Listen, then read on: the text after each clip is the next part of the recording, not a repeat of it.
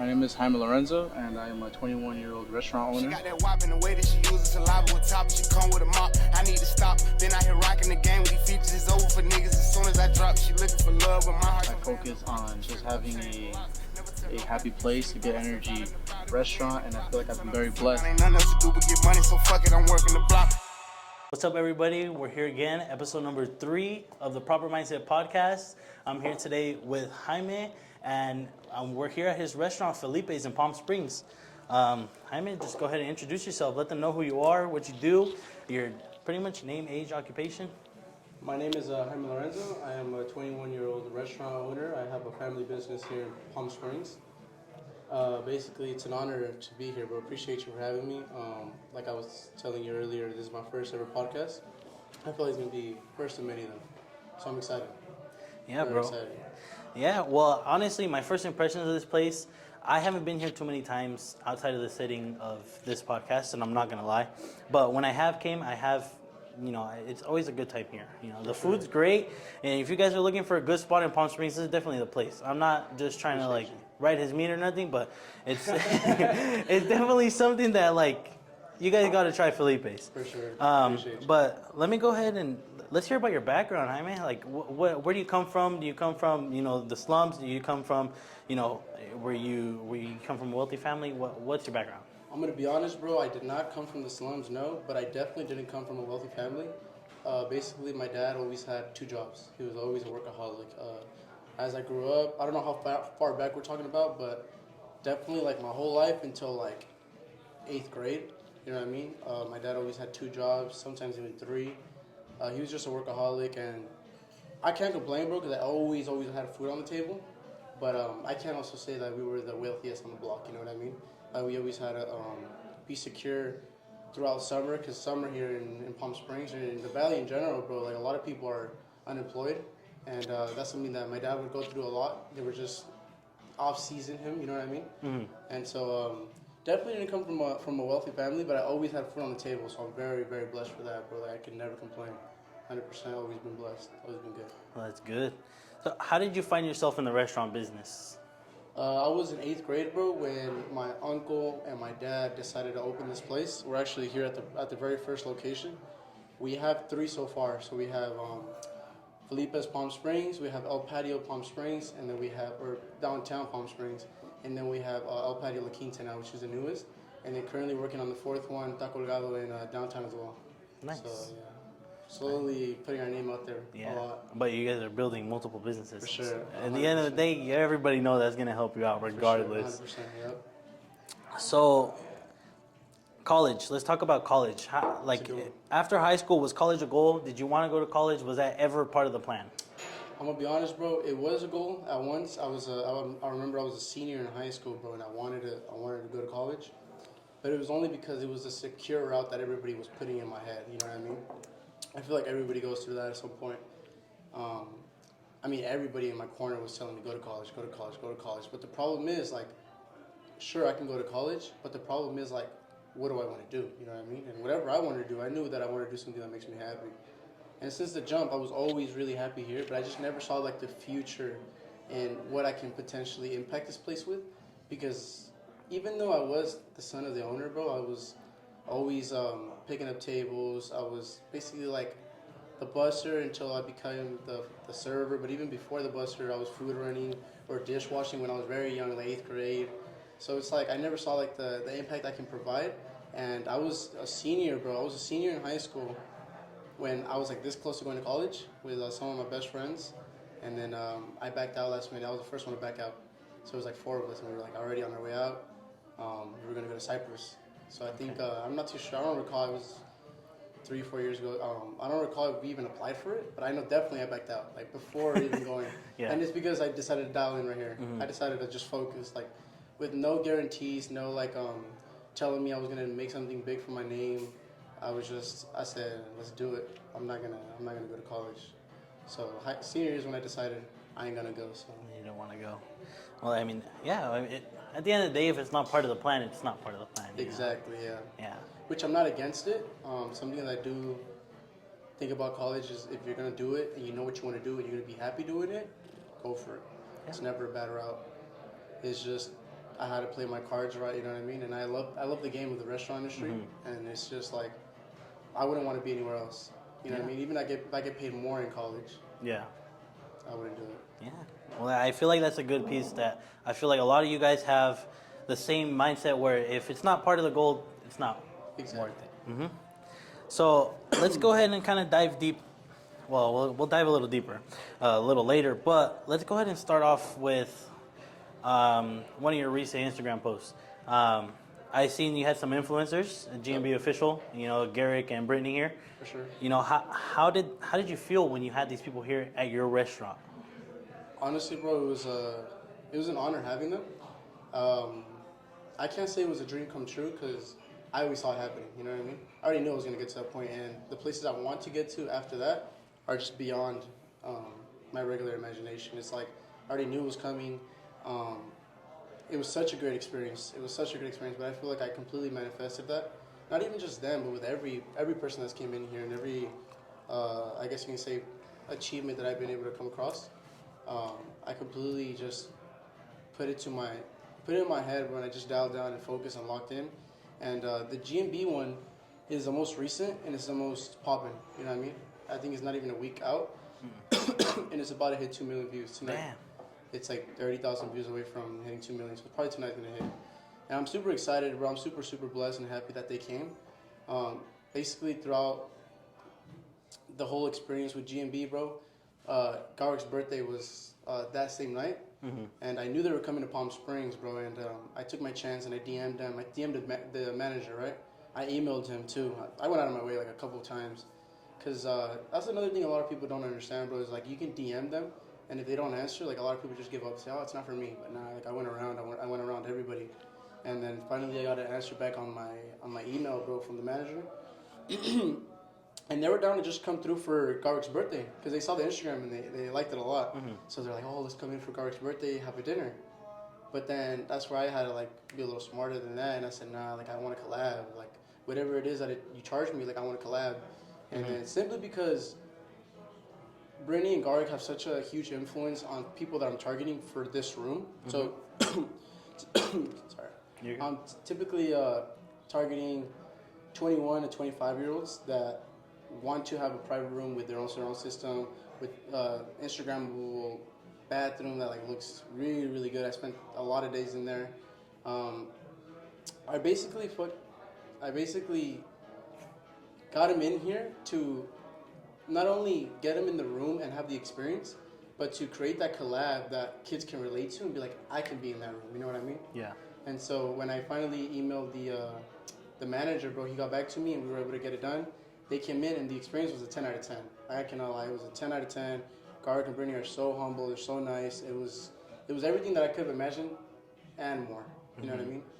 And something that wasn't supposed to happen, but they did it out of their love, was to put us on the vlog. So like on their YouTube vlog, it's coming up probably this week or next week. They were able to put us on the vlog just because the content was so good and they were like heavy appreciative of us. Like I got them a couple gifts each. Like I wanted that long-term relationship with all of them. You know what I mean? It wasn't just like a hi and bye. So that's basically how it went. We were really good. Yeah. I noticed they're not the first ones. Like you said, they're the most recent. For sure. You also had Pelon from Fuerza Regida here. Yeah. How did that come about? How did that go? What did you reach out to him this time? Did he reach out to you? What was different? Pelon is a good one, bro, because this one was crazy. I already knew they had a concert at the Agashore Arena, and us that are from the Valley, bro, that's like the best thing we got right now. You know what I mean? I've only been there once. I went for the Fuerza Regida concert, and I'll tell you briefly how it went down, bro. Like, I've always had this vision, right, for bringing Fuerza Regida in. It's not because necessarily they're my favorite artists. I'm not gonna lie, they're not. They're really, really good. They're one of my top, but it was mainly because for a long time, bro, when I was kind of hitting my peak here at Felipe's, and I was going viral on social media, both TikTok and Instagram. I took a chance on myself and I was like, you know what? I know everything now. I know the front of the house, you know what I mean? I know the serving, the bartending, taking care of people, the paperwork. So I'm learning everything, bro. There's just one thing missing, bro. I didn't know the kitchen. And that bothered me, like, because if anything went wrong, like, how am I supposed to, like, jump in and save the day? And that's what I love doing, bro. I love being, like, the leader of the team. So I remember so clearly. It was throughout Coachella weekend of last year. I would come here early, bro. It was like 7 in the morning, and me and one of my good head cooks, we would listen to Fuerza Regida every morning, and I had this vision, bro. I was like, damn, like I'm gonna get him in here one day, and that was before the remodel. So we remodeled throughout the summer, but before the remodel, we were like a small hood spot, like little local spot. If you know us. If you don't, then you don't. Yeah. We weren't really like in the best location, like downtown, like. We kind of like made it best for what we had, and I was still having it like popping, bro, like lines outside. I was like on cloud nine with what we were accomplishing, but I've never had an influencer in here like that. Other than I had Adriana. So Adriana and Jorge, they were pretty big couples social media, and they came for Adriana's bachelorette. So that was huge. But then after that, I got in the kitchen. I was on cloud nine. It was super busy throughout Coachella weekend. It was just kind of like the best days of my life. And while I'm learning in the kitchen with my cook, bro, we're listening to Fuerza Regida, and I look at him and I tell him, like, I'm going to get him in here one day. I promise you, like, I'm going to get them in here. So then, like, he chuckled and he's like, nah, you're crazy for that. And I was like, I promise you, I'm going to get them in here. I promise you. So my goal is still not complete, bro. It's not there where I want it, but it will be there one day because I'm that closer now. But my goal was to get JOP in here, too. He was supposed to be in here, too. And the whole team, obviously. But I was only able to get Pelon in here, which I was more than grateful to have him in here. He was such a blast. And it was super last minute when I found out it was just him. And I was like, you know what? Let's do it. I brought him in here, bro. I brought my team. I remember I brought in, it was like the biggest scheduled shooting of that I've ever had here at Felipe's. It was here in the private room. And then I'll never forget, I had two of my good filmers here that day. I had all my friends, bro. Like, me and my friends kind of went all out. We came here super early in the morning before anybody else. We set up the whole place. We had like a super organized like snack bar area for all the models. And Belon showed up like 2-3 hours after. By the time he showed up, we were super ready for him. So then like when he sat down and we were shooting, we were like 4 steps ahead. So I feel like he felt that vibe too. Yeah. Like, oh, this kid's taking it serious. And one of the things that I played super right, and I tell all the people that ask me about it, is before I got a confirmation from anybody. This is how crazy I am, bro. Before I got a confirmation from Belon, anybody, I bought 5 Fuerza Regida tickets when they were only $120 a pop. Wow. When at the end, when the concert was about to like start, they were reselling for like $600. Oh yeah. So $120 a pop, bro. I bought 5 of them. I wasn't tripping. I said, I'm gonna get 5 tickets. I'm gonna give them away, but with one of them. And I didn't know they were gonna come. Like, no one told me they were gonna come. I said, I'm gonna do whatever I gotta do to get someone in here. So then I went out of my way and I DM'd Belon. I'm not gonna lie to you, I DM'd Moises, JOP, everybody. I emailed them. I emailed some of their managers. Like, I emailed everybody, bro. One person that got back to me was Pelon. And then I got on a call with him. I'll never forget, bro. I was at the gym. And when I get the call, bro, like, I immediately, my heart dropped. And I was like, oh, fuck. And I go outside. And then I take the call in my car, right? And then he literally tells me, oh, because at this time, when I'm emailing them, this is super important, bro. We were remodeling in here. So we're talking about July. And we're remodeling in here. There's a bunch of construction being done. And my thoughts are coming in because I'm like, the Fuerza Regida concert's in September. I think it was the 27th. And then I was like, I'm remodeling. I know I want a private room. I know exactly how I want it. I knew I wanted it with the stars on the roof, the surround system with this. There was nothing done. It was just remodeling, construction, wood. That's it. There was nothing, bro. It was broken down. Pelon gives me a call, and I'm trying to schedule this for September, but we're in June. He tells me, bro, let's make it happen. JLP's down for it. Let's do it next week. But I'm in construction. So I'm like, no, bro, like I can't. I'm in construction. You gotta, I'm opening back September 1st. Like, can we schedule it for September? September was their busiest month for like touring. Yeah. They're like on tour. Because they were on tour. So basically, while they were on tour, I thought it was endgame. I was like, oh, like I couldn't make it. If I wasn't remodeling and it was already, like maybe I could have had GOP and him in here. Like it could have been a blast. But Belon went out of his way, bro. He went out of his way after a concert, and he came here with like some of their filmers. There was like 3 or 4 of them, and we all had a blast with what we had. I played with the cars that I had, bro. It wasn't much, but it was more than I can ever imagine, which is obviously with Belon. And then when I brought out that video, not only did it do good, it did amazing because of the giveaway. You know what I mean? Yeah. And I set myself up for that because of the tickets that I bought before. Before. which were 120 a pop, which is crazy to me. It's kind of like people ask me like, you bought them in when you were construction, and you didn't have them guaranteed, and I was like, nah, like I just knew it was gonna happen, so I bought them. And it's, I mean, you could do the math by 5, it was $600. So it was cool. I mean, everything came out perfect, and that video is actually one of the best videos I got on my page so far. It was good. Yeah, I remember seeing that, and I was like, damn, he was here, and like I seen him in the room. I was like, wow, Felipe is popping. Like that was just around the time where I started actually kind of like looking into here and like looking at this stuff. And I mean, like I said, I'm sorry, but I personally didn't really know about it. For till recently. Bro, so it was obviously that video, but was that the first ever encounter that you had with Felipe's?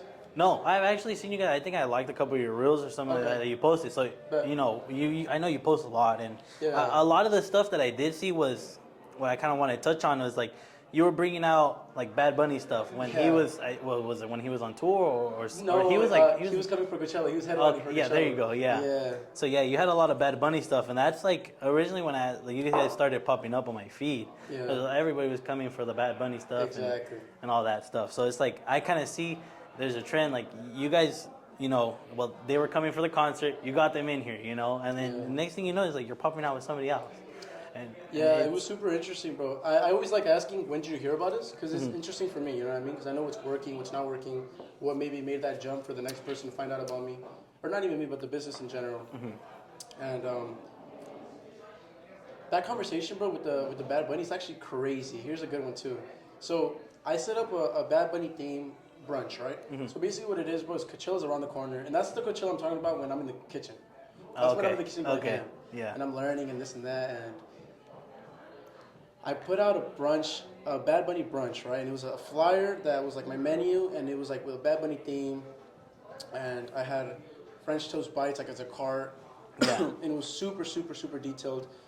I had a Bad Bunny mirror that I had one of my good friends paint for me. And then I had it outside, and people were taking selfies there, so immediately was catching traction. Because I know that in this industry, it's all about social media. Like, you know, I mean, it's kind of weird, but if everybody's there, the next person is going to be there. Yeah. Wherever everybody goes, the other follow, you know? So once they start seeing, like, Bad Bunny mirror, you know what I mean? Bad Bunny brunch, like, where's this? Palm Springs. I live close. I live in Coachella, Indio, Palm Desert, whatever. Boom. People start coming from all over the place. And then something super crazy, bro, is I was this close to getting Bad Bunny here. No way. Yeah, but it was actually insane because I got a DM from one of Bad Bunny's dancers at Coachella. So I already knew he was coming to Coachella. I knew he was headlining, but I never knew I could get him here. And I told the dancers, y'all are welcome to come. And it was before the remodels. I didn't have a private room. Y'all are welcome to come. I'll close the whole restaurant for you guys. Just please bring me Bad Bunny. That's all I wanted. Even if he doesn't want to shoot. Like, I just want to know that he came to my restaurant. And she was like, I'm going to try everything I can, this and that. We'll make it happen, blah, blah, blah. And then last second, bro, they couldn't make it. It just got so busy throughout the whole weekend in Coachella. But the dancers came through. I took care of them. They had a good time. And that wasn't even like a setback for me. I looked at it like, all right, that's going to happen. But like, I promise you 100 more opportunities are going to come through, you know? And they did. Like a lot of opportunities came after that. But that was early into my whole like journey. I was definitely Coachella of last year. Do you think, with the knowledge that you have now, well, how you said before already that you kind of reached out to the to Fuerza Regida and all that. Do you think if you were to have done the same thing with Bad Bunny, you would have got him here? No, it's a different story with him, bro. He's a lot bigger. He's a lot harder to reach. I think it's just a different ballgame when it comes to someone like him. There's no limit to what you can, you know what I mean, like accomplish. So definitely it's an opportunity that you can try to take on. But I feel like with Bad Bunny, bro, I feel like he has so much people around him that it's definitely harder than contacting like Belon straight up, you know what I mean? Yeah. And him seeing the DM. That was the big difference that I had with Fuerza Regida and Bad Bunny. Like Bad Bunny, I had one of his dancers hit me up. That could have been a good connection to him. That probably talked to him and has that one-on-one with him. Yeah. Which is more than enough. But I think it's a lot different when someone like him is about to pop out somewhere. Yeah. Super different. That makes sense. But I mean, still, you didn't get discouraged, and you still have some pretty big names here. Yeah, I still wanted it bad. You know, to only see where it could go in the future. Yes, sir. So you kind of already explained all the feelings and stuff about that, but So the way you kind of market your restaurant. I haven't seen a restaurant that really does it the way you do. Yeah. What kind of strategies, like what do you think fits best for you? Like how did you come up with this idea to where you're pretty much everywhere now? Yeah, appreciate you.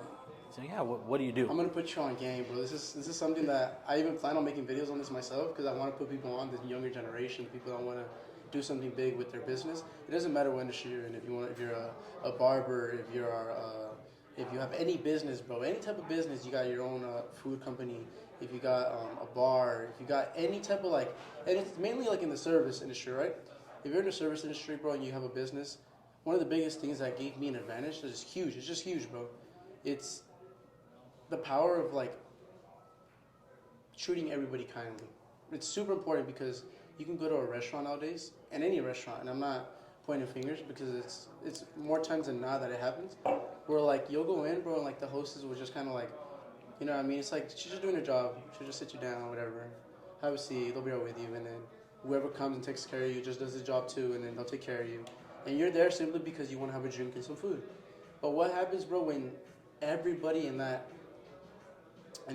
business is there for you and to service you and treats you like family since day one. So like, so let's say you come in here and I don't know you, right? Off the jump, I'm gonna try to meet you, give you a handshake, and I'll ask for your name. Julian. Oh, appreciate you for coming, bro. Really, thank you a lot. It means a lot. Oh, you're here for your birthday, your girl's birthday? Bet. And I get you like a little complimentary shots or something. Enjoy. This is on me, blah, blah, blah. Like, just make you feel special. And it's not necessarily giving stuff away. It's kind of like, whatever your incident is, try to like make you feel special around that, if that makes sense. Yeah. Like, something super interesting, bro. It's like, kind of like, if you have someone that just won a tournament, right? Or like, let's say someone's bodybuilding. Okay. And they just won. And they came in, and like, I meet them. And they tell me like, yeah, I just won this bodybuilding competition, super stoked. I'm here to have a good meal. Cool. I'm gonna meet them, my name, blah blah blah. But something out of my way that I would do just to gain that one-on-one connection with them and truly get them to be like my friend, and not even that, but like my good client that knows he's treated like family here. I would like try to do something funny that benefits both of us. So what I mean by that? Okay, you just won a bodybuilding competition. I would ask him, like, are you free to eat anything that you can eat now? And he's like, yeah, I'm about to go ham. I can eat whatever I want now. Yeah. Bet. I would go in the back, and I would go out of my way to make, like, protein French toast. Like, I would look and be like, all right, this is how you make protein French toast, and I would make it. Okay. But that's something I would do. Yeah. No one would do that, but I would do that. Yeah. And I'd be like, look, bro, like, I looked it up. I got you, bro. I got you with that protein French toast. And he's going to chuckle it off and be like, appreciate you, bro. Like, that's love. And start going ham, right? Yeah.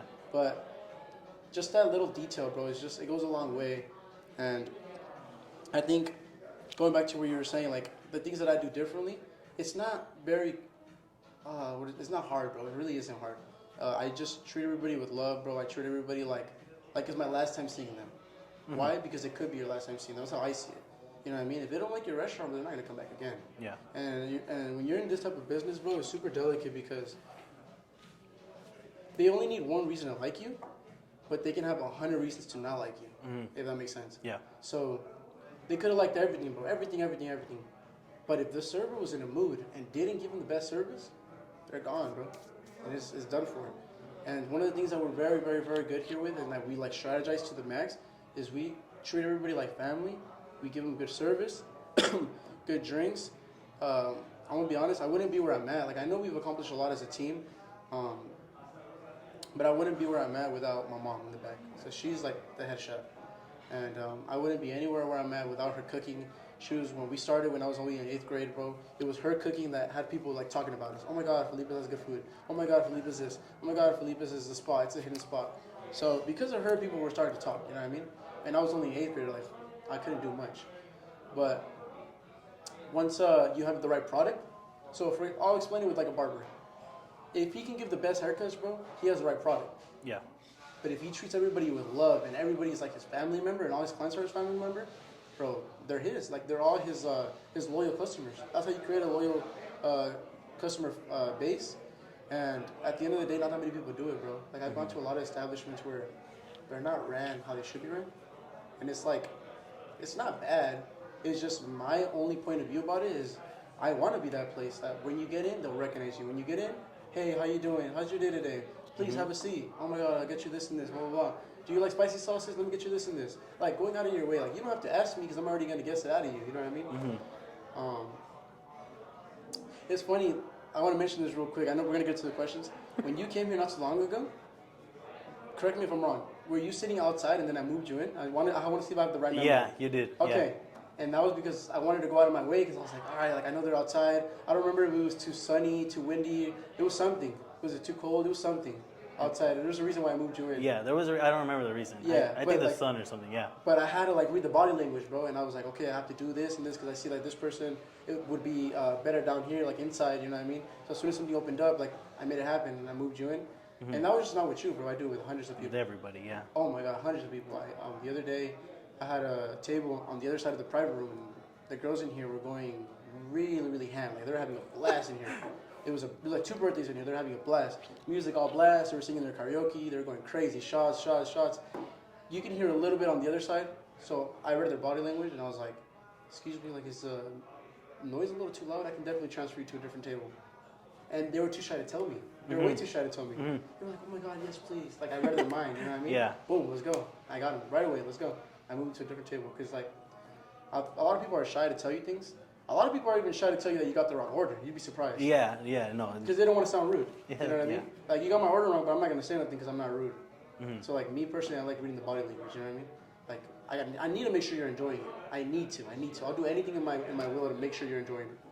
That's pretty much my secret. Why I make sure everybody leaves 100% happy out here. That's just what I do. Yeah. So that's what I kind of want to touch on.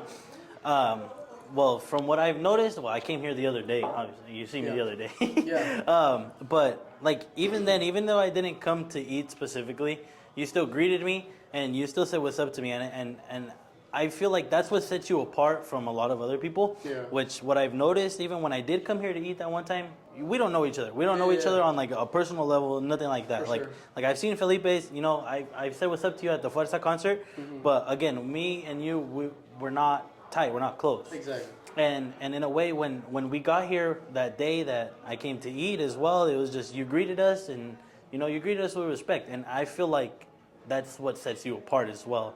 A lot of business owners don't do that. No. So it's good to see, and especially you at such a young age, knowing how to do that, it's like that definitely is what sets you apart. Yeah, for sure, bro.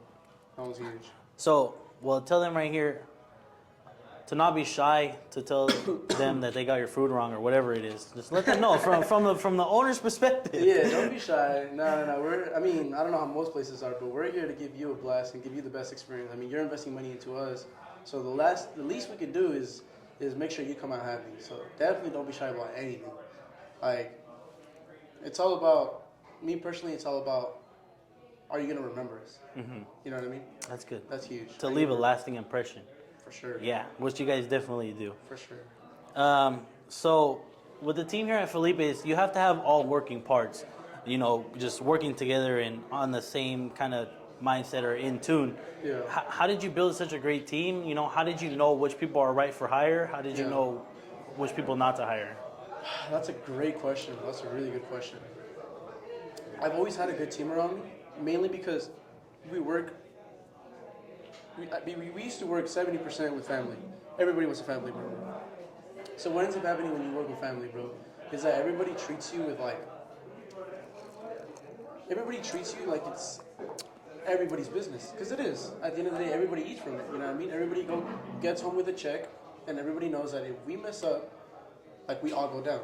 So when we're all family members, that's how we started, bro. That's how we started. When I was an 8th grader, I was food running or washing dishes in the back, and I had 2, 3 of my aunts up here with my dad, my uncle, and that's it. We didn't have we didn't hire no employees that weren't family, but it's because those people that were in front row were doing us like a huge favor, you know what I mean? And without them, I don't think we would be anywhere close to where we're at right now, and they know who they are that helped us here. And as time passes and you start growing, and now that we're working on our 4th location, of course, family starts spreading out everywhere, you know what I mean? And now that I'm in a position here where I am hiring and I am the one taking care of my team, something that I see in them a lot, bro, is,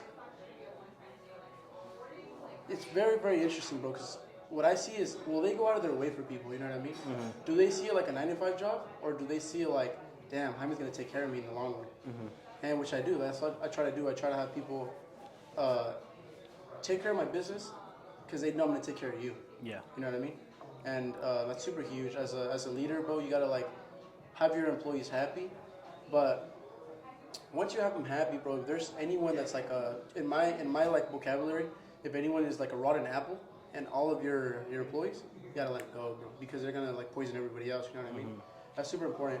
And that goes with anything. That goes with work ethic, with like starting rumors, with like just picking fights with your own employees. And that's crazy, you know what I mean? We're all here to have a good time, to make some bread together, to make this place better. Because at the end of the day, if we mess up, we all go down. Like, you're not gonna be like I'm not gonna be as busy because we're not doing a good job, but you're not gonna get as good on your tips because you're not doing a good job, which reflects to all of us. And guess what? At the end of the day, we're all gonna go down. So, a lot of people consider that, and a lot of people don't. I like to stick to the people that do consider that and that go out of their way. I have a very, very good friend. His name is Fernando, and he's my right hand right here. Him and my little brother are like my top. Like, without them, I wouldn't be anything. And they go out of their way for everybody. You know what I mean? And they're like, Felipe is material. Like, Felipe is material. When I say like, people come here and ask for them. Oh, Type of stuff. Like, oh, I want them. You know what I mean? And it's super interesting because even though I am like a part owner now in this family business, I keep on learning every day. You know what I mean? And I like to pick the right people to be around.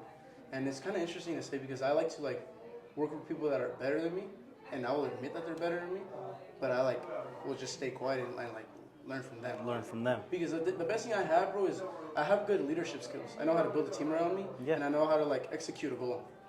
But I'm not the smartest one. You know what I mean? I'm not like the most talented one. I'm not the. In my eyes, I'm the hardest worker, but I can't talk for them. You know what I mean? Because I don't know. But what I do know is that I always want to learn from everyone around me, and the people I have around me teach me a lot, like a lot. Yeah. So it's super, super cool that I have a team around me where we're all kind of like building ourselves up. You know what I mean? Super, super cool. And I know a lot of places don't relate to that. I know a lot of businesses, they might have that rotten apple in there where it messes up the whole team. And it sucks, bro, because it's like, it's your everyday life. Some people are at work more than they're at home. Yeah. So you better enjoy what you do. That's all I gotta say. I feel like most of my people here, they enjoy what they do. They make good money. They never have anyone like on their ass being rude, which is a good conversation to talk about too. Like when people mention to me like, okay, Jaime, like you grew up here, right? And like this is your first, because this was my first ever job, bro. This is like where I started.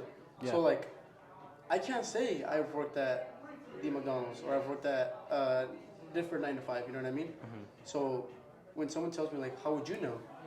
And I was getting that a lot, but when I was younger, like, how would you know if like you work under your dad's restaurant? You know what I mean? Yeah. And I was like 16, 17 at the time. So I remember so clearly, bro. After college, when I wanted to dial in, I'll never forget. I was like one of my best servers here at Felipe. I was just serving, and one of my very good cousins that has a restaurant in Palm Desert, he came here. He like came to eat with my other cousin, and they offered me a job at Palm Desert. Yeah. And I wasn't gonna take it, but I was like, you know what? Like, I've been to the restaurant. They run it very, very good. Like, what can I learn? And it's kind of weird, bro, because I was so happy here, so comfortable here. You know, I'm just like an 18-year-old that's so comfortable here. And I was doing good here, bro. I was happy. I was getting my full shifts. I was working all day. Like, it didn't matter to me. I was here all day. I never looked at the time. I was just here. But I was like, you know what? Let's do it. And I went to, the name of that restaurant is Cubs Cafe. Bro, that restaurant taught me most of the things that I know today. And what I mean by that, have you been to Cubs Cafe? I don't think so. It's right in front of the gym at EOS and PD. No, I've never been there. No? Really good brunch spot. Very, very good brunch spot. But what was like so inspiring to me, bro, is that it was ran way better than how we were running over here.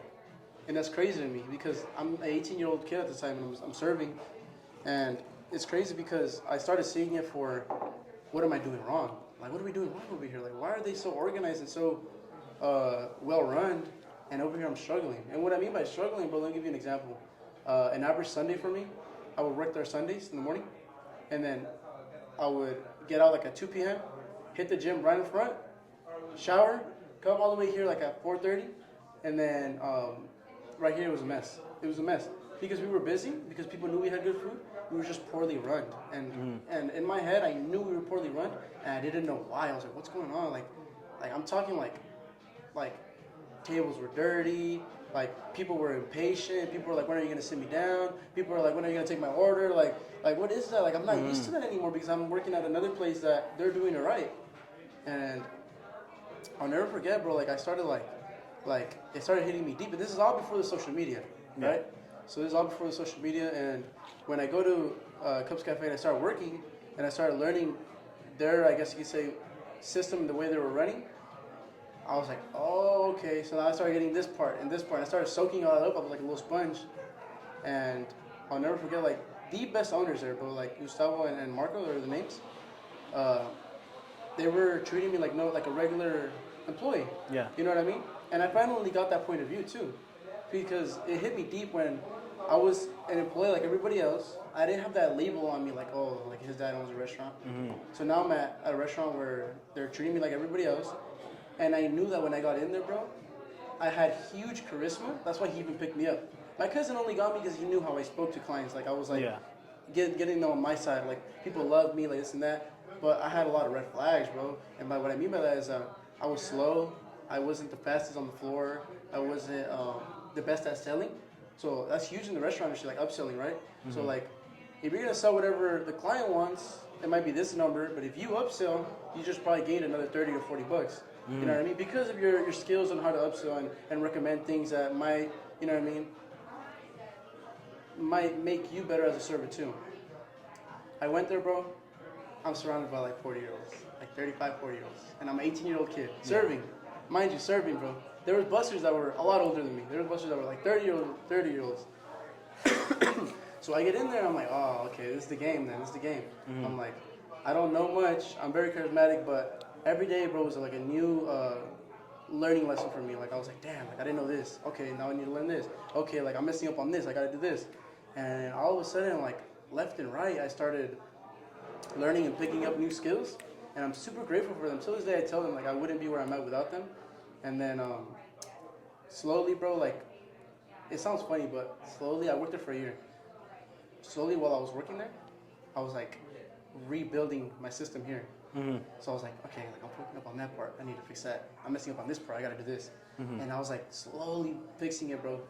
And now, like, there's not a very common time where someone would be unhappy at Felipe's. When maybe back then there could have been a common time. You know what I mean? Yeah. And now, bro, like 99.9% of my clients, not only they thank me for the food, but they're like, wow, what an excellent service you guys have. And it's because I picked it up from like the people that already knew the game. Yeah. So I went out of my way and I started working over there and I picked up everything I know. You know what I mean? And because of them, I came back. It's funny because I came back still a server.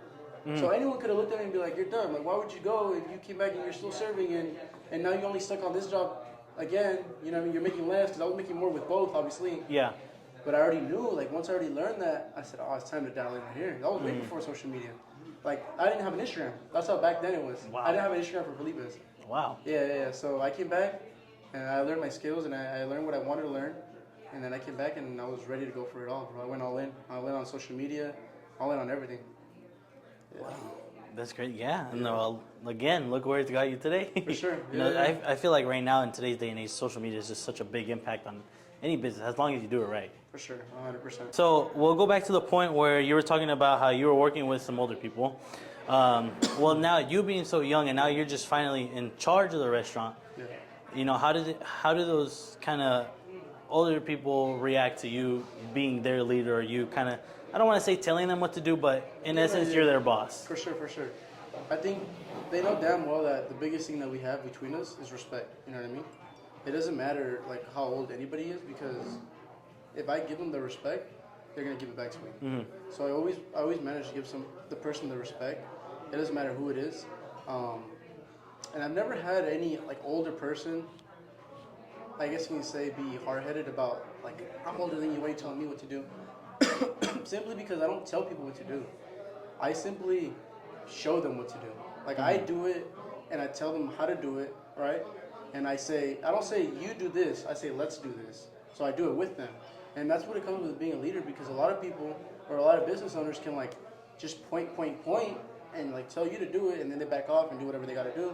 But I'm more like on hands. I'm hands on. I'm like, let's do this and this together, and like, you know what I mean? And let's do this, and then slowly they start picking it up, and then I just simply clarify that. I'm like, you know what? Whenever I'm not here, like that's how I would love it to be. Boom, they understand off the bat. Like there's no ifs or buts. You know what I mean? And it's because of that respect that we all have for each other. Yeah, that's good. Yeah, you see it a lot. Like, well, whether it's a manager, an owner, whatever it is, but you see it a lot. That in the businesses, they tell you what to do, and you ask them how to do it. They don't know how to do it themselves. Yeah, exactly. And they're just there to tell you. Mm-hmm. They're there to tell you how to do it, or not even how to do it. They're there to tell you to do it, and then they can't. They don't know how to do it. You ask them, and they're kind of lost, like just like you. They're trying to figure it out. Yeah. So that's kind of what I did want to touch on as well.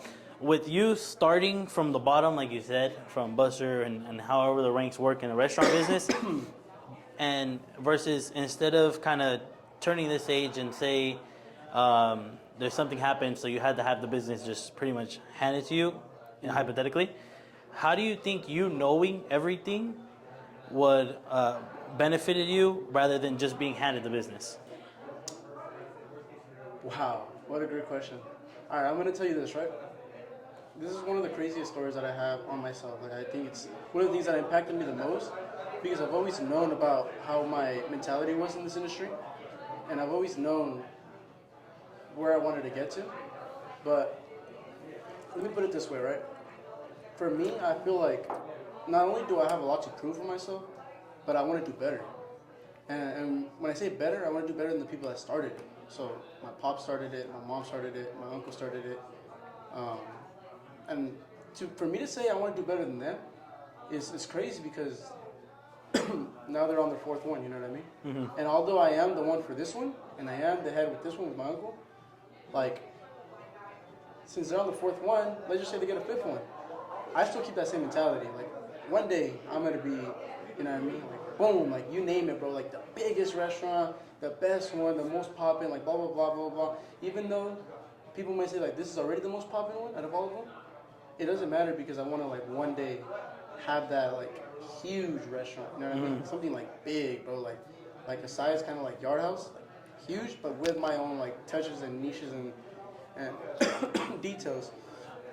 A crazy story I have for you, bro, is it's the reason why I think how I think, right? So I had a lunch not too long ago. I had it with I believe it's the Walter White of Breaking Bad. What's his name? Bryan Cranston. Something like that, yeah. Bryan Cranston, yeah. I had a lunch. I was honored to have a lunch with him, bro, and it was with him and like 3-4 of his team guys for his mezcal. He sells a mezcal company, or like he has a mezcal company, and I believe his business partner is the other guy from Breaking Bad.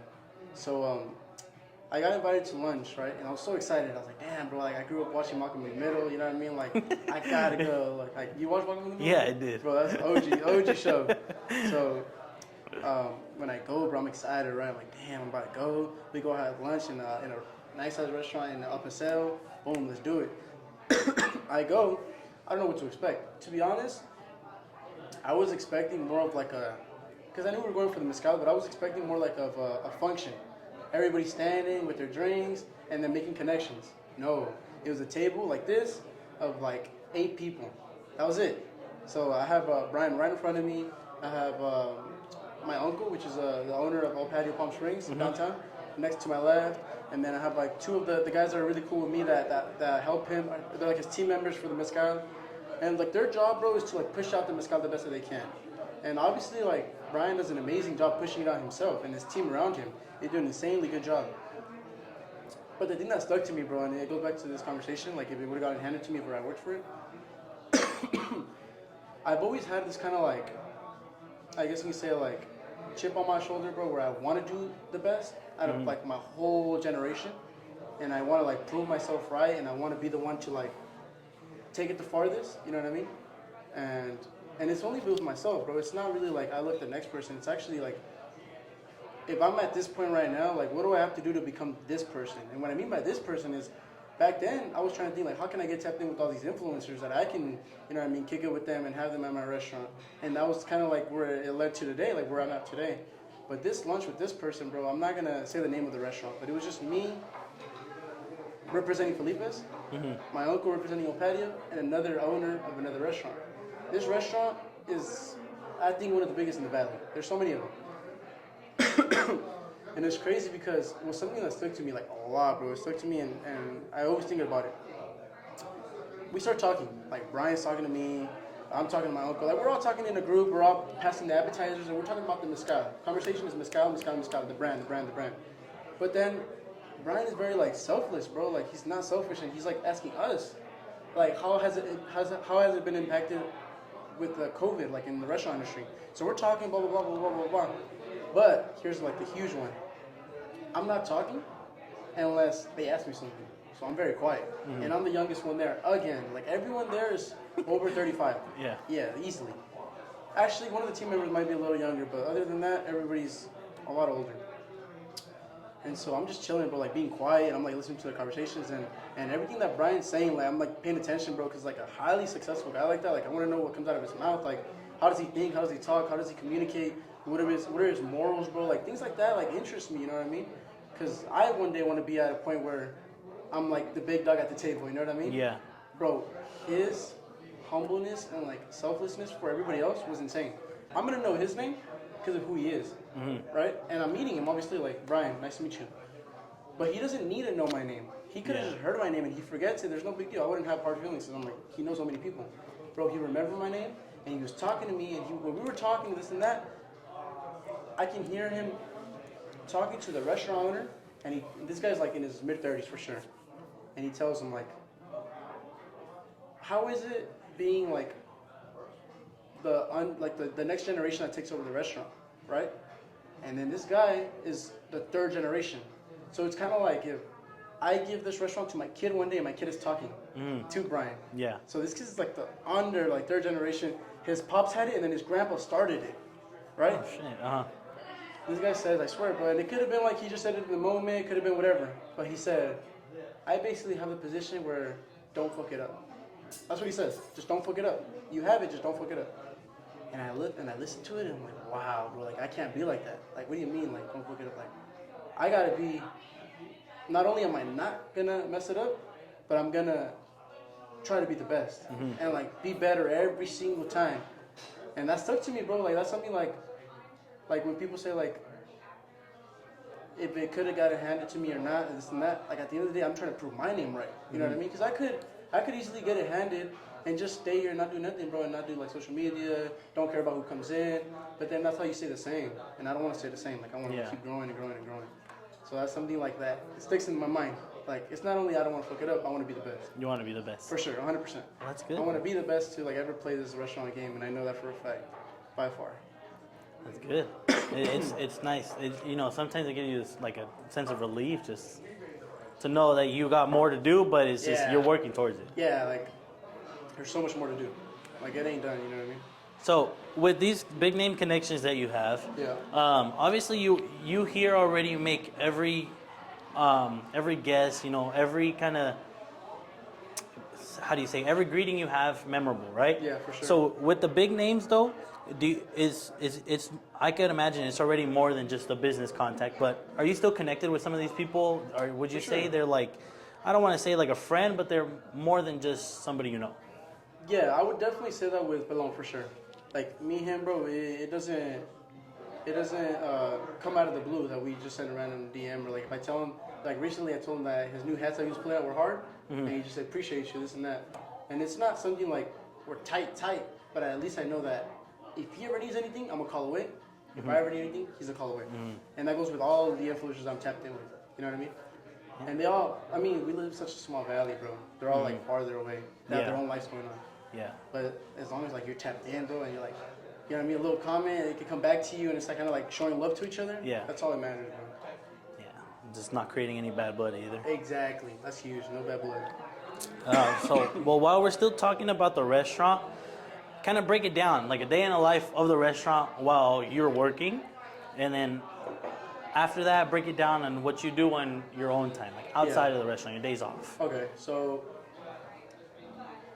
for when I'm working, bro, I feel like all of the things that I do are very, very system to a good day, right? So I'll start off.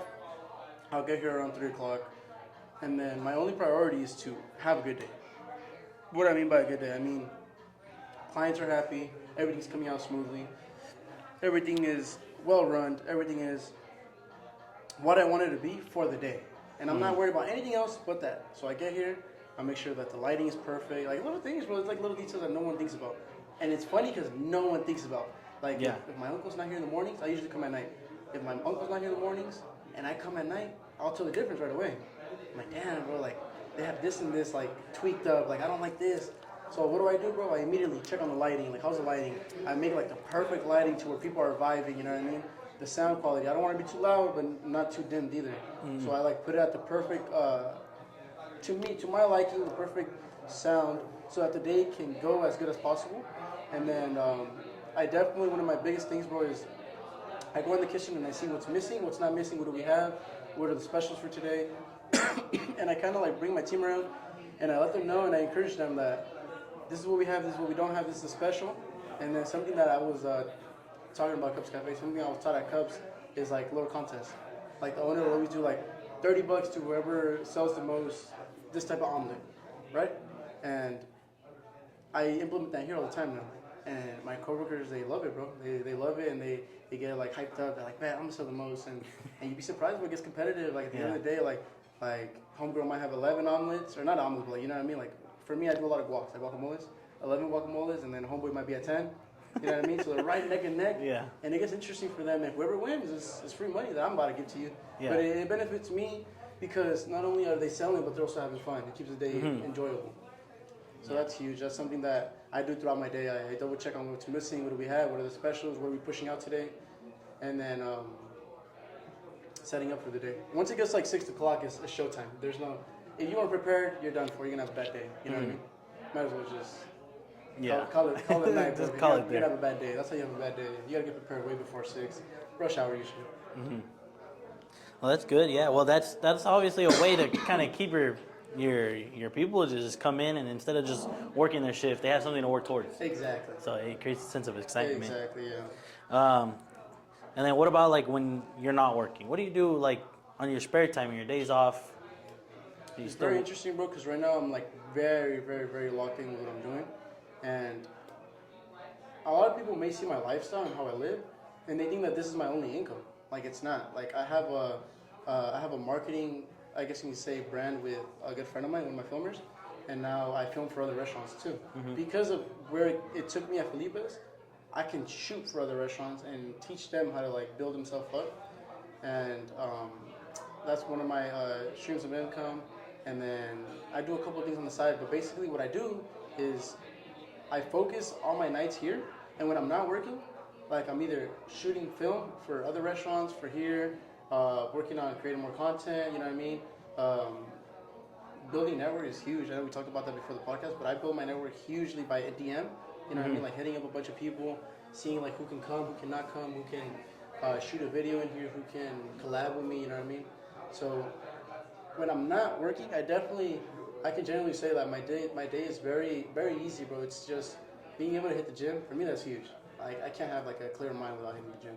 So hit the gym and then get on with what I have in my spare time in the morning. Once 3 o'clock, I'm in here locked in, and it is what it is. Nice. Yeah. So well, that's good. And then you've touched up kind of a little bit of like your friends and stuff. And this is what I like to ask, just to see how different people view it. But would you rather have a big circle or a small circle that surrounds you? Small circle, 100%. I've always had a small circle, always. And I've been very blessed to have the best circle I could possibly imagine. My closest friends are not only my friends, but they're also my business partners too, and a clothing brand that I have with them. And it's not even that we're brothers like that. It's more like we all think the same, and they all know that. If they were in the room, they would agree with me. We all think the same. We all know that we're meant to like do something, right? And the biggest thing is like, are we gonna do it? So we push each other to do it, right? So I don't want to like be the one to say I want to do something and not do it. So we all kind of like push each other to do it. And when it comes down to like my circle, bro, I feel like I've been truly blessed because I've had like outsiders telling me like, damn, bro, like I don't have friends like that. Like how you have friends, I don't have friends like that. And in my head, I'm like, they're not even friends, but they're like brothers. Like I grew up with them. Like we started back in like middle school. Some of them I knew from elementary. You know what I mean? So super huge. Your circle, me personally, I think it should be small but efficient. You know what I mean? It could be small, but if like everybody's being a bum, you know what I mean? Like how is that gonna benefit you? Like might as well have a big circle. Like don't even have a small circle. So definitely small circle and efficient. Everybody like boost themselves up. Super important. Nice. Well, so what it seems like, from pretty much what we talked earlier, you've been working a lot of your life. Did the party scene play into your life at all? Like, did you ever go to parties? Did you ever go out to drink, smoke? Did you ever do any of that? I can't say I haven't because I've tried it, but it's not something that I can say I've ever committed to. It's super interesting, bro, because I made a promise to myself that I wouldn't go to any club here in the valley. I swear, and I haven't gone. That's a good promise. Yeah, I kept that promise to myself. I still have that promise. And it's funny, bro, because the reason I don't want to go to any club, right, is because I feel like I'm not there yet. Yeah.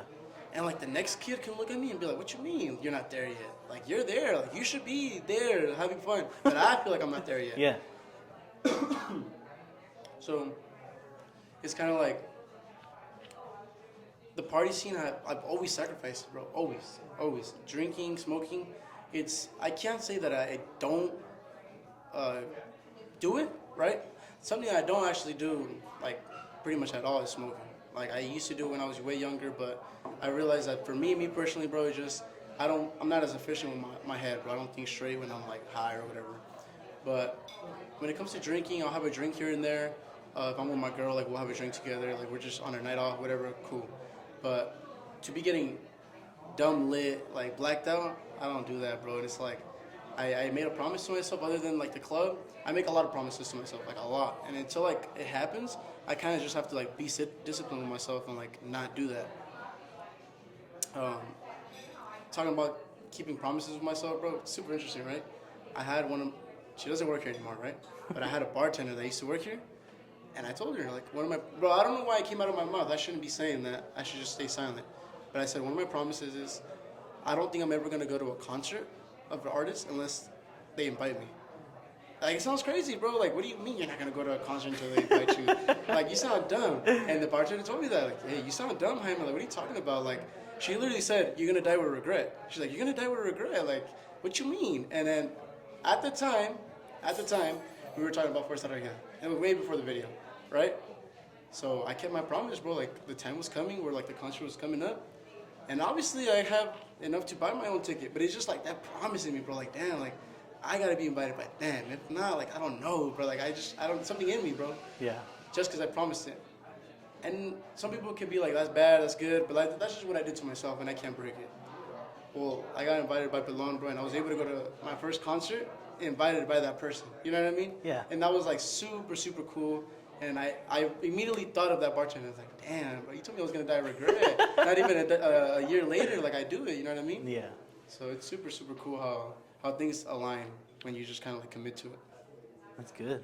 You think, so what have been some of the, I don't want to say roadblocks, but what have been some complications you've had as far as like getting the business to where it's at now, or even growing it, or anything like that? Have you ever wanted to quit? Yeah, hell yeah, many times. A lot of the times that I wanted to quit, bro, was, you'd be surprised, bro. It's like, it's not merely because I wasn't getting the results. I can not get results and be okay. I have patience with myself. I know where I'm going to get. I know my mind, and I know what it can do. But one of the biggest things where that would get to me, and now it doesn't, but back then, I'm not gonna lie, I was guilty of it.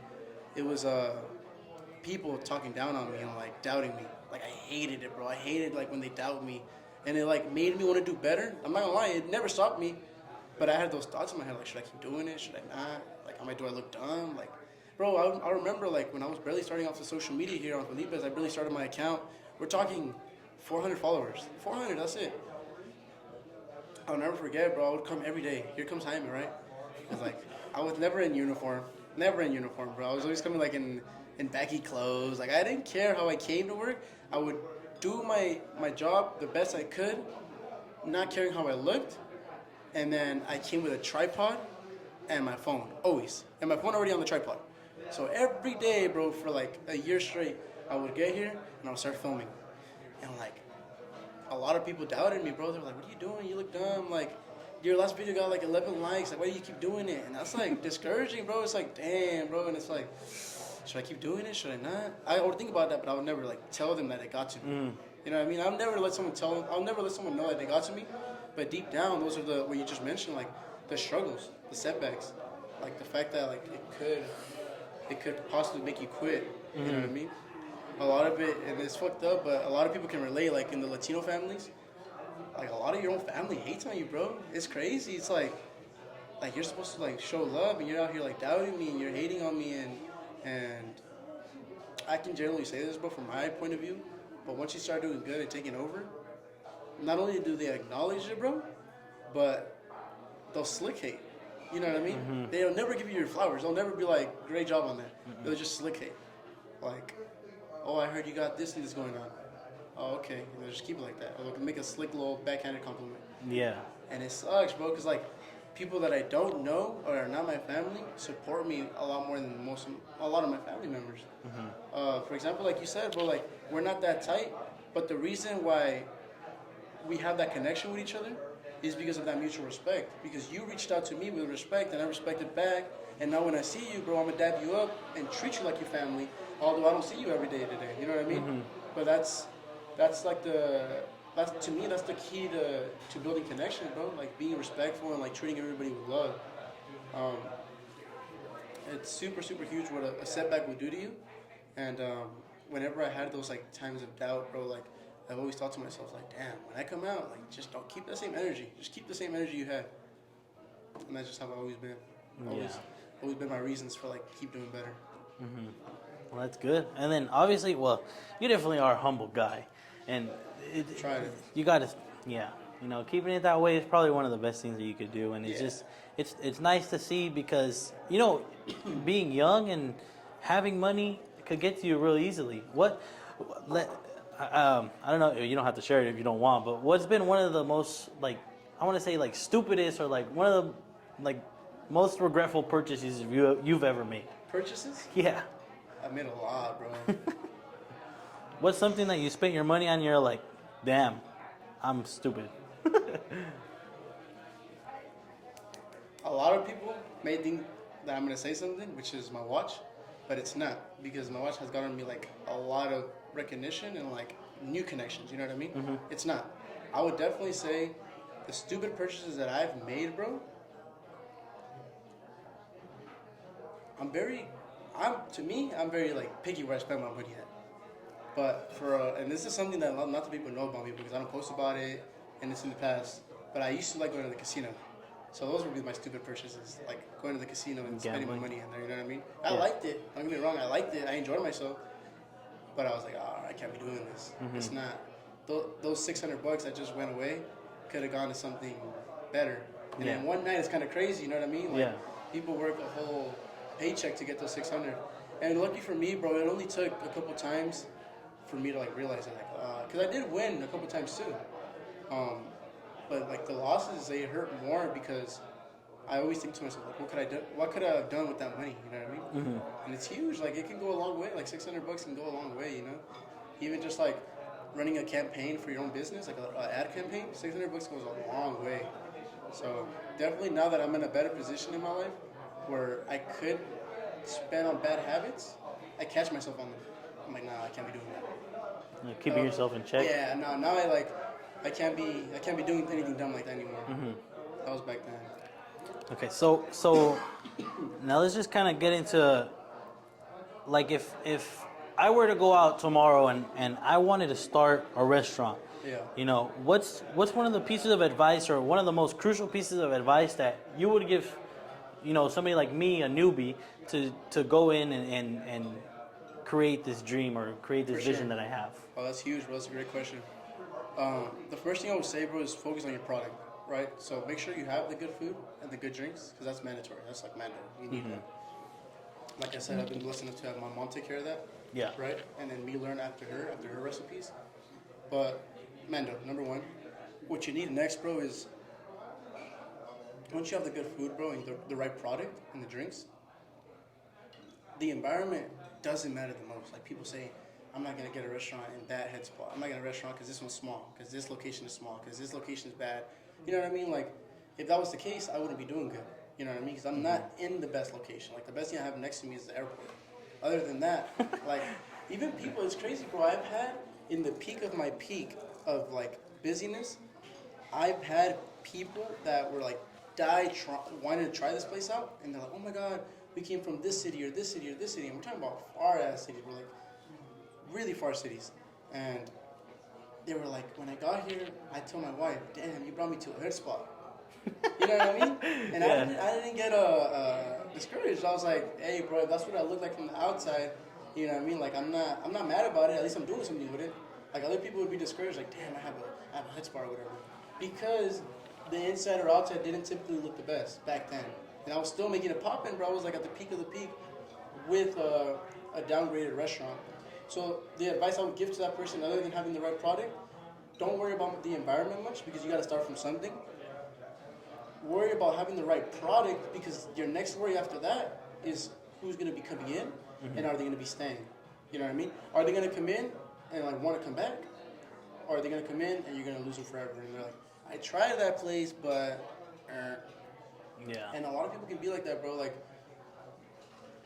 one of the biggest things here too, bro, is I'll put you on some game, bro. Something that I did, and it's like I don't think anybody has ever done this, bro. Is I got some cards, right? I got some cards that I designed, and I put like my logo on it, like Felipe's, and I put my QR code for my Instagram. At the time, Instagram was like at 18K, so I was definitely getting up there. And literally, bro, it's so crazy because people would be like, "That's so dumb. Why would you do that?" And literally said, Starbucks on me with a little happy face. Join us for a free drink. Right? That's it. Mm-hmm. And then I didn't even put my name on it, nothing. What I did, bro, I would go to Starbucks a lot, like, every day. Right here, like down the block. Yeah. So I would get Starbucks and I would pay for the person behind me. And I'll tell the cashier, can you hand in this card? So now, it's kind of stereotypical to say, but 70% of Starbucks people are girls, right? Mm-hmm. And I sell a lot of girly drinks. My Margarita Tower, my Carlo G Shot Tower. All these drinks are like directed towards girls that want to have a good time, you know what I mean? Like a girl's brunch or whatever. The actual chances of them getting that card and being like, damn, they paid for me, and seeing me and say, join us for a free drink, Felipe's, I've never been here. They scan the code, they see my account, they see it's already popping, boom, they're in here. But that can't happen without your product. Mm-hmm. So they're gonna come in here, I better have good food, good drinks, and good service. That's my product. You know what I mean? Yeah. So that's how I would get like little people in and out. You know what I mean? Like it's crazy because a lot of people would be. That's why I'm saying like people would think it's stupid because it's like people would think it's just one client. What's a Starbucks? $5, $6? You're investing $6 for a client? Duh, because that interaction is higher than like a simple walking down the street and grabbing someone and giving them a card. Mm-hmm. Because it's kind of like I did something that I didn't have to do. You know what I mean? I didn't have to get that person Starbucks. But if I would do it and I would give the card and they would see it and they come in, boom, they're going to be in shock. They're like, damn, I never knew about this place. Yeah. And now when they bring up my name, you won't believe it. Like, these guys are giving away cards at Starbucks and they don't even know who I am, bro. I don't have my name on it. I have nothing affiliated with me. Like, it's good. Like, just know that it's from the team. It would say, like, from us to you. Us. Like, the team. They can come in and they think the server did it. I don't care. Like, you know what I mean? As long as you came in. Yeah. So it's super, super cool that I was able to think of, like, those little marketing tips. And I have a lot. I have a lot of marketing ideas that I implement to, like, boost up my traffic. Because one thing is engagement and one thing is traffic. Like, engagement is, like, how many views did it get? Traffic is, like, how many people are coming in. Yeah, how many conversions and stuff. Exactly, conversions. At one point, bro, I couldn't fit that many people in here. Like, before the remodel, I only had one restroom, and it was busted, bro. Like, that restroom was bad. Like, it was bad. I'm telling you, we were, like, a good spot. Yeah. That restroom, bro, was one person at a time. And I'll never forget, at this time, now keep in mind, we're a complete new place, we're remodeled, we're like double the size. We have 2 restrooms now, the girls' restroom is super beautiful, like it's completely different. But yeah, I've seen pictures of it. yeah, for sure, yeah, I definitely invested big in the girls' restroom. Back then, bro, the girls were lined up outside of the restroom, like 7, 8 girls, bro. I had a bunch of bachelorette parties, and there'd be like 8 girls waiting in line. And I hated it because I'm like, damn, bro, I wish I had another restaurant. Like, what do I do? That's embarrassing, you know what I mean? Mm-hmm. And it just is what it is. I had to deal with that. But those were like my marketing strategies that like brought in too much more people than I can handle. And although everybody that sat down, I highly think that they all had a good time. The wait time was ridiculous, bro. Like at one point I had hour and a half waits, and people would wait in their car, bro. Like one time I'll never forget, I had a bachelorette of girls because I trafficked a lot. Like I had a lot of bachelorette girls come in from all over the place. They were like my biggest of like what was coming in. Mm-hmm. And I'll never forget, bro. I went to the store because I needed something, and I saw the list, and I saw this name of like 5 girls that are about to get in. They had like 40 minutes, right? I come back from the store, and then I'm like doing laps and taking care of everybody. Everybody's happy, everybody's good, but I'm still a full house. This is hours later. And I started thinking like, what are these girls? They never came in. I'm like, damn, because it's normal at a restaurant. If you're taking too long, people will dip on you, bro. Like they're gonna go somewhere else. I'm like, damn, they dipped on me, right? And I look at the list, and they still weren't there. And they were like an hour 40. So I told my hostess, I'm like, you know what? Like this table has been waiting an hour 40. They're in their car. We need to get them in ASAP. I know we don't have no seats, but we need to do something. I remember so clearly, bro. Like I don't know what I did to like go out of my way to get some tables together and like put them in and make sure they had a good experience, bro. I called them up on the little like reservations thing on the list. They came out of their car happy as hell. Like 2 hours later, waiting on their list, and they were like, oh, we're just so happy we can try it. Like, oh my God, we come from so far away, but we want to try for so long. This and that, bro. They were like, as soon as they sat down, shots on me. Like, I wanted you guys to have fun. 2 hours is crazy. I've never waited at a restaurant for 2 hours. Mm-hmm. Never. So that was like huge for my marketing. I guess you could say it just took more than we can handle. That wait list was insane. And then it also gives like good, person-to-person connection and like word of mouth. Yeah, That's really good. What would you say has been one of the biggest challenges you faced? There's a lot, bro. Once you start a restaurant, for all the people that want to start a restaurant and want to start a business like this in the food industry, you got to realize that it's not picture perfect every day. Not even 80% of the days. Problems come every single day, I kid you not. They might be little, right? You know what I mean? But I feel like I've been skilled enough and I've been taught very, very well to where the problems, like I gotta handle them like stress-free. I can't be stressed. If I stress myself out, then I'm not built for the job. That's how I think. Let me give you an example, bro. You have like a huge busy day. Like it's a huge day, but Saturday night, popping, everything's perfect. All of a sudden, the printer stopped working. What do you do? You know what I mean? Yeah. That's an example of like a big challenge. Like, damn, bro, what do you mean the printer's not working? I got 10 people trying to order, like, all these tables have been waiting 20 minutes and the printer's not working? Like, what do you mean? Those are like some challenges that will like, bro, make you go crazy. My patio lights, I have lights that keep the patio lit. Like, without them, it's dark, right? And I have them all on every single night. But randomly, bro, like on a Friday night, I'll never forget, we had like 30 people waiting outside. The lights went out. What do I do? You know what I mean? Yeah. It's like, as a restaurant owner, you just gotta like play your cards, bro. Like, immediately what I did, and it was like the best thing I could do, I have like a little storage unit where I have like lamps, like these lamps actually. I brought out a bunch of them outside, and I just told my clients, like, you know what, I'm sorry, like I had a light issue, and it's like not common for it to happen, but it's a big problem, bro. Like people can like go crazy for that. Like they don't know what to do, especially when you have every client looking at you like, fix that. Where's there no light? I can't see my food, especially when you're dealing with older people. It's big, bro. Like the problems can get so high up, and you just gotta deal with it all, and you gotta like soak it in and like make your next move as calculated as possible. Because every minute matters. You know what I mean? Yeah.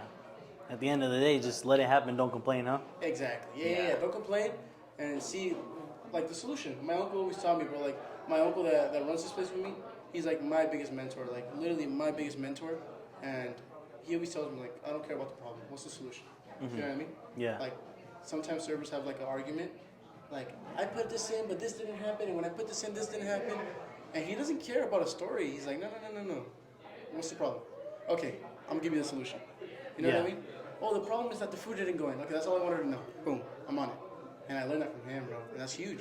Yeah. You can give me an explanation, but 20 minutes in after your explanation, if your problem was that your table didn't have drinks, I could have had your drinks already. Yeah. I don't care about your story. Like your story, tell me it after, but working hours, what's the problem? Because your solution comes first. It's going to come quick. Very, very quick. So, now, what's the ultimate end goal with Felipe's, or what's your ultimate end goal as just a young business owner, as a business owner in general? What do you want to do? Where do you want to take it? How do you want to expand? This is a good question, bro, because I feel like when people look at my account and look at my restaurant in general, well, they think, like, how much bigger can it get? Like, how much more packed can it get? And I don't want it to get more packed. I want it to get, like, more efficient and more, I guess you can say, like, more success rate when it comes to people leaving happy. And my overall goal, bro, would be exactly what I do here. If I can maximize, bro, and have a 10 out of 10 in here, would be to do it again, but at a bigger location, nicer location, with my ideas and my thought process. Like, if this private room was a huge hit, it was because it was in my head before I even did it, and I already knew how it was going to look like. So my next location, I already have my ideas, you know what I mean? And I feel like if I start a new location that's bigger, better, and, like, overall, I guess you can say, like, an upgrade, I wouldn't do it in the city. I just wouldn't do it. I have too many family members around everywhere. I would want to do, like, in Riverside or something. And that would be overall, like, at the end of the goals, like, at the end of, they're like long-term goals. But I'm only 21, you know what I mean? So I want to be like 23 and have that place 24, you know what I mean? Right now, what I'm really focused on, like, short-term goals that are going to come, like, now, like, I need to, like, run through them, are this place being as highly recommended and as highly popping as possible. I've been very blessed, bro, that here, like, we're always busy. Always. We're always busy. And it's crazy for a lot of people to say, bro, like how can you get it more busy than this? You know what I mean? But I wanna take it to the next level for sure.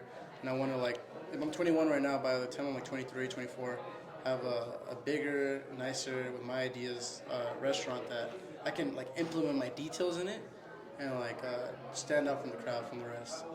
I feel like a lot of people tell me about this place, how it stands out, you know what I mean? And it's like the little things that I do here and there that just make it, like, different from everybody else. Most definitely. Yeah, for sure. Well, that's pretty much all the questions I had for you personally. I'm going to go ahead and look at my Instagram. Yesterday I did post a question. That way people could ask, well, it's you today. So you, as the owner of the restaurant, let's see what people had to say. And again, well, I just kind of want to bring it back to where you said you know how to read people's body language and stuff, or pretty much what they wanted. I mean, I came in here today and you were like, what do you say? We said, what do you want to drink? And I said, honestly, I don't know. And you came and you made me a pretty good drink, bro. Appreciate you, yeah. You made me a good drink. Yeah, fuck it. All right, so let's kind of talk about this. What are your margins, and, like, what do you look for, like, when it comes to the food? Like, margins, how much do you throw away, or how much do you what goes to waste? What do you look for in that aspect? That's a great question, bro, because as a restaurant entrepreneur point of view, you don't want to throw anything away. Like, why would you? You're spending money, you know what I mean? Mm-hmm. So your margins definitely got to stick into what is it about your quality produce are you selling, and what are you not selling? So that's a pretty good question in itself, right? So, like, if I know I'm selling a good percentage of steak, shrimp, and chicken, then I'm gonna stick to that, you know what I mean? And if I'm not selling a certain type of meat like I should be, and it's going to waste, then I gotta cut it out. And it's like a sad thing to do, because people have, like, their favorite dishes that they believe in, and they're like, I'm confident that that's the best, but it's not being ordered. Like, you know what I mean? Like, if it's not a fan favorite, like, why do you have it? You know what I mean? So one of the biggest things about margins that I focus on is make sure that everything that you use can use on multiple plates. So I have a lot of, like, famous ass sauces that people love. It's like the Chipotle creamy sauce. People love it, bro. It's on, like, 3 to 4 different platters. You know what I mean? They just switch up, like, everything else, but, like, the sauce is the same, and it goes on those platters. Same with our poblano sauce. Same with our garlic sauce. Like, those things are very fundamental towards selling, because they're out. They're getting out of here. Whatever doesn't sell, like, gotta go. You know what I mean? You don't want to waste anything. When it comes to margins, for anybody that's wanting to start, like, a bar or a restaurant, when it comes to margins at the bar, bro, it's very hard to throw away anything. You don't throw anything away, like, unless your limes are going bad or something. But everything pretty much gets used. The thing that you gotta ask yourself now is the alcohol that you're buying at a cheap enough price to where you're making a profit. And a lot of people think, well, I'm making every time I sell this drink, I'm making a $2 profit. And people may think that's amazing. And they never consider everything else, bro, which is like something that my uncle put me on, and it's like something that's very important, is labor, right? Labor, like, in itself, like, the actual checks, the hours that you're paying your people is so high that it's competing with the price of produce. But even then, that's why there's such an economic like issue right now, because produce has gone up 4 or 5 times, bro. Like, if you look at eggs last year, 2 years ago, they were like 4 times cheaper, bro. They were really cheap, and all of a sudden eggs are expensive, cheese is expensive.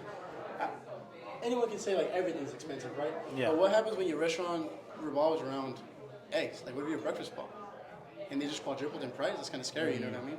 And that's where like the margins start to play a role, because you're not only just thinking about the profit, you're thinking about overcoming the labor, overcoming the rent, overcoming the lights, overcoming the gas, you know what I mean? Like, all these little things that you got to pay for, that's where the margin fits in. And like, for anyone starting a business, a restaurant, a bar, important. You got to keep everything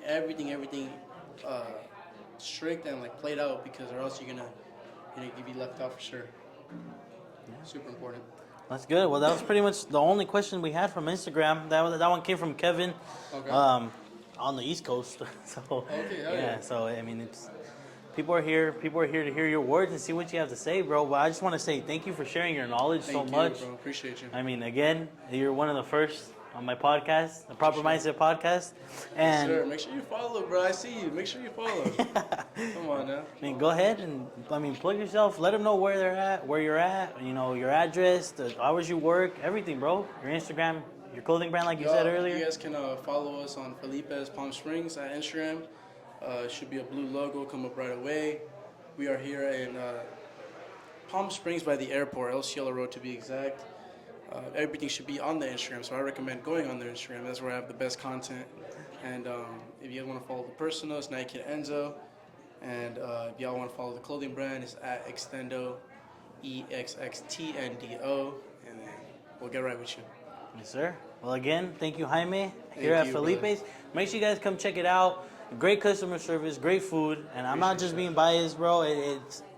Everything's 10 out of 10. Go check out the Instagram for yourself, and I'm not the only one saying it. And if you don't know who I am, go check it out. Go hear Brittany and Garrick say it for themselves. My God. They proved it, you know. For sure. But let's go. Thank you, guys. Peace Appreciate out. you. Come with us to Felipe's for Garrick's birthday in Palm Springs. We last minute got a party bus, you guys, and we had a blast. If you couldn't tell by my voice, I lost my voice, and you can see in these next few clips, Garrick was turning up. We pre-gamed in the freaking party bus on the way to Felipe's, and here we are getting greeted with some nice champagne. This was their private event room, guys. I love how they just paid attention to all the detail about Garrick. Garrick's favorite color is red. And their freaking happy birthday 23rd Garrick birthday cards, you guys. This was a bottle that they didn't even know that Garrick's brother had gotten for him. I thought that was crazy. But look at this. Stars in the ceiling that say Felipe's.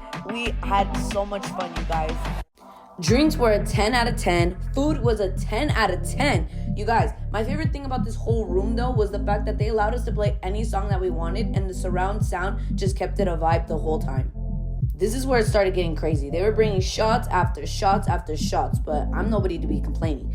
You guys, when I say the food is a 10 out of 10, it was so good. I wish you could freaking try these churros. Oh my gosh, they were so amazing. And yeah, there you go. Garrick's freaking downing a whole shot, and I actually complimented them on this strawberry face, and they gave it to me. So thank you so much, Felipe's. We will be back.